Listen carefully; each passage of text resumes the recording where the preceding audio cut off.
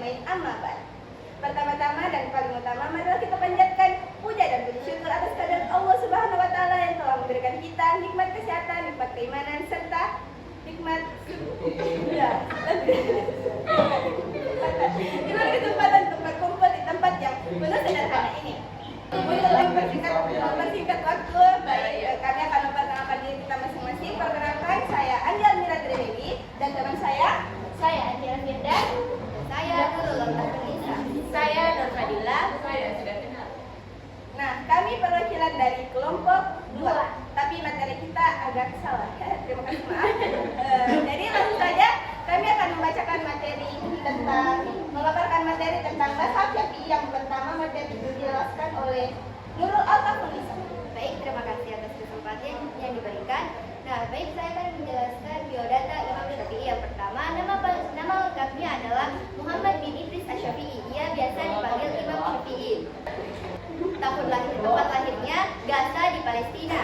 Kemudian tahun lahir 150 Hijriah atau 767 Masehi.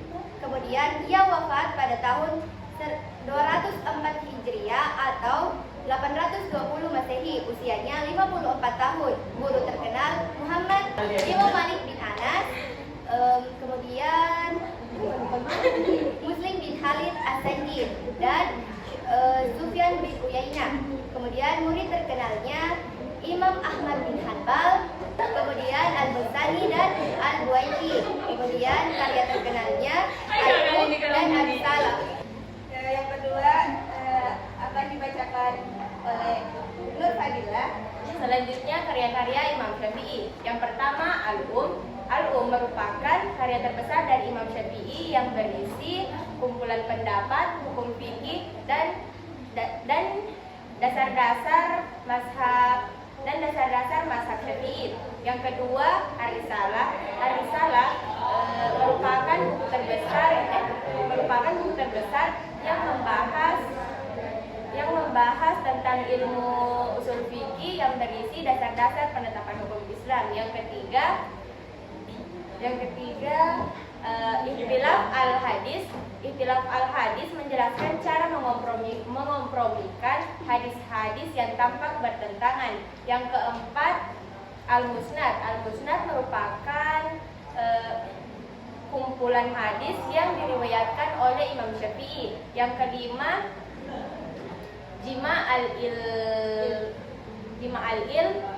Jima'al-Ilm membahas tentang pentingnya ilmu dan kedudukan hadis dalam Islam.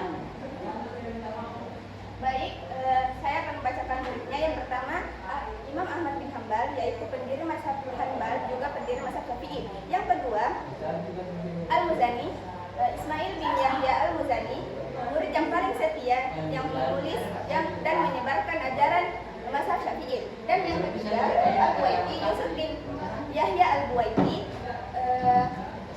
melanjutkan penyebaran mazhab Syafi'i di Mesir. Dan yang ketiga Arabi Al-Muradid, yaitu perawi utama kitab Al-Qum dan Al-Risalah. Dan yang kelima yaitu Al-Farabisi, ulama yang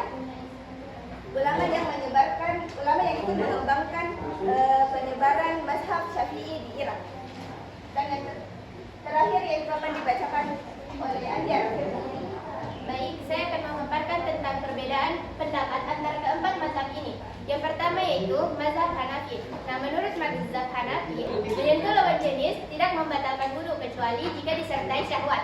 Artinya, jika bersentuhan biasa tanpa adanya rasa syahwat, maka wudunya tetap sah. Yang kedua yaitu mazhab Maliki, yaitu menyentuh lawan jenis tidak membatalkan wudu. Karena menurut beliau di Madinah pada masa Nabi banyak orang yang sering bersentuhan tanpa melakukan wudu ulang.